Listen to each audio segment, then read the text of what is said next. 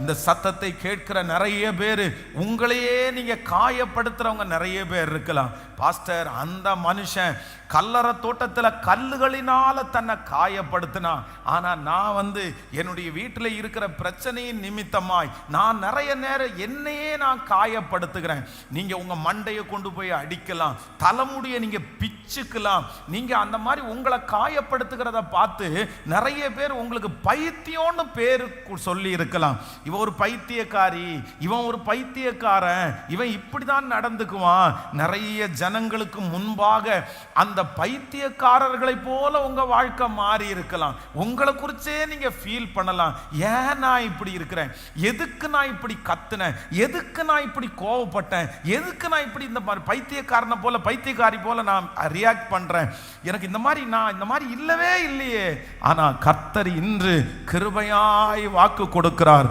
உங்க புத்தியை கர்த்தர் தெளிய பண்ண போகிறார். ஆண்டவர் உங்களை தெளிய பண்ண போகிறார். அந்த உங்களை குறித்து இருக்கிற மனப்பான்மையை கர்த்தர் தாழ்வு மனப்பான்மையை எடுத்து, இல்ல இனி உங்களை நீங்க காயப்படுத்த மாட்டீங்க, இனி உங்களை நீங்க காயப்படுத்த போவது இல்லை.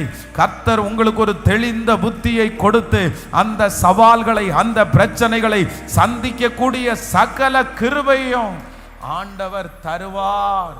ஹல்லேலூயா.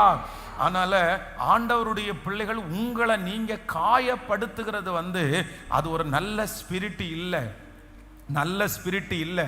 சிலருக்கு கோபம் வந்தா சில பொருட்களை உடைச்சிருவாங்க, சிலருக்கு கோபம் வந்தா சிலரை அடிச்சிருவாங்க, சிலருக்கு கோபம் வந்தா தங்களையே தங்க காயப்படுத்திக்குவாங்க. இல்லை, பிசாசுனுடைய ஸ்பிரிட் தான் என்ன அப்படின்னா, நம்மளையே நம்ம அடிச்சுக்கிறது அப்படின்றது அது நல்ல ஸ்பிரிட் கிடையாது, அது ஒரு நல்ல மனுஷங்க கிடையாது. ஆண்டவருடைய பிள்ளைகள் அப்படிப்பட்ட குணத்தோட நீங்க இருப்பீங்கன்னா, இன்னைக்கு இந்த ஜெபம் நடக்கும் போதே ஒரு விடுதலையை பெற்றுக்கொள்ளுங்க. அது சத்துருவினால் உண்டானது. கர்த்தர் உங்களுக்கும் எனக்கும் நல்ல படைப்பை கொடுத்திருக்கிறார்.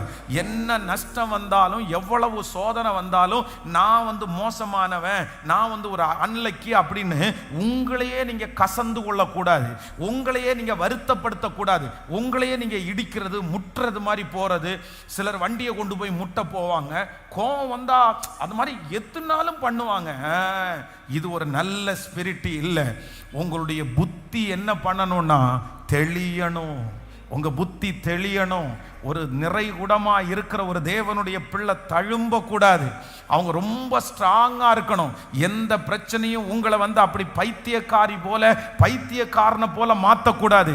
நீங்க எங்க இருந்தாலும் எப்படி இருக்கணும்னா மனரம்யமா இருக்கணும்.